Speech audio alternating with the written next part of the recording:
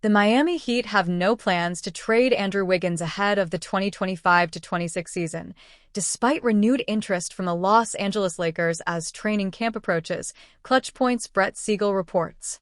After engaging in talks for Wiggins before the NBA Summer League in July, Lakers executive Rob Pelinka has since tried to reignite conversations with Riley and the Heat, Siegel wrote. At this time, Miami holds no desire to trade Wiggins. They are evaluating his production and fit before the trade deadline. The Heat's asking price for Wiggins remains high, with the Lakers reportedly unwilling to meet it, according to Siegel and Clutch Point's Anthony Owen. Trade talks stall over assets. Owen detailed the previous negotiations, noting that Miami's requests included a first-round pick, which the Lakers balked at. One story, and the one that I heard more directly, was that the Miami Heat were asking for Rui Hachimura, Owen said on his podcast, The Lakers Lounge. They were asking for a first-round pick. They were asking for Gabe Vincent, whom they like, and potentially also Dalton Connect. The Lakers, I think, would be fine moving on from Dalton for Wiggins. They would obviously also be fine moving on from Gabe Vincent for Andrew Wiggins. And I also think they would probably be mostly fine moving off of Rui Hachimura for Andrew Wiggins, but they definitely did not want to include Rui and the one first-round pick that they can move this season. And so that was where again I heard directly that those talks kind of broke down. Currently, the Lakers' draft flexibility is limited, with one tradable first-round pick, 2031 or 2032, and a 2032 second-round pick. Another first-rounder becomes available next offseason. The renewed interest came on the heels of NBA insider Mark Stein's report identifying Wiggins as a target for the Lakers after Luka Doncic signed a long-term extension with Los Angeles. League sources say LA would indeed have interest in adding a two-way swingman who can raise their ceiling, Stein wrote in his The Stein Line newsletter on September 8th. The sort of player who is likely to interest the Lakers? My read, if Miami were to make him available, Andrew Wiggins. Wiggins' role heightened by Harrow injury. The Heat acquired Wiggins from the Golden State Warriors last season in the Jimmy Butler trade, hoping his two-way ability would strengthen their championship aspirations. Wiggins averaged 19.0 points, 4.2 rebounds, 3.3 assists, 1.1 steals, and 1.0 blocks in 17 regular season games for Miami.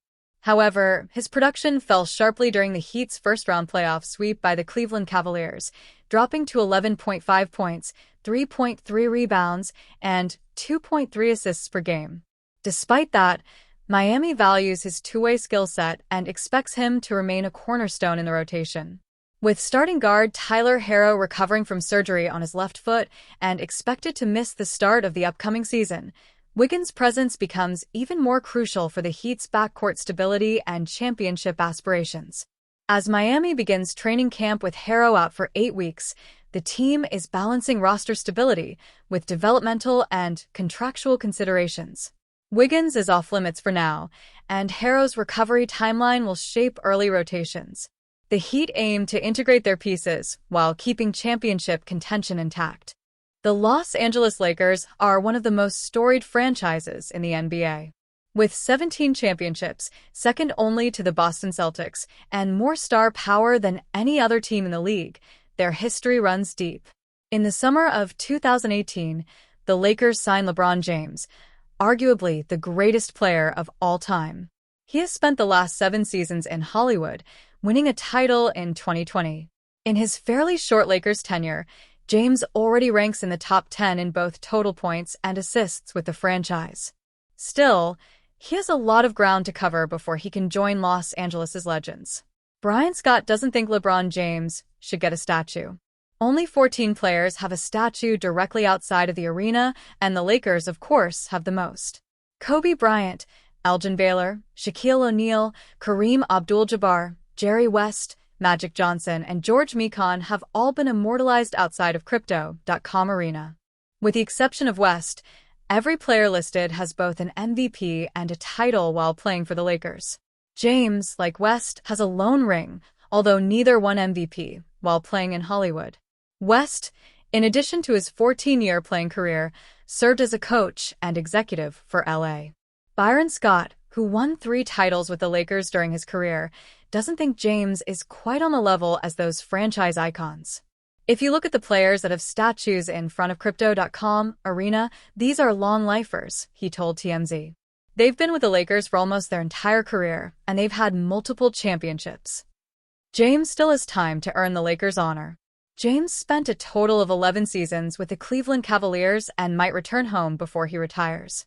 His signature moment was the 2016 Finals win over the Golden State Warriors, and it's all but guaranteed that he will get a statue in Ohio.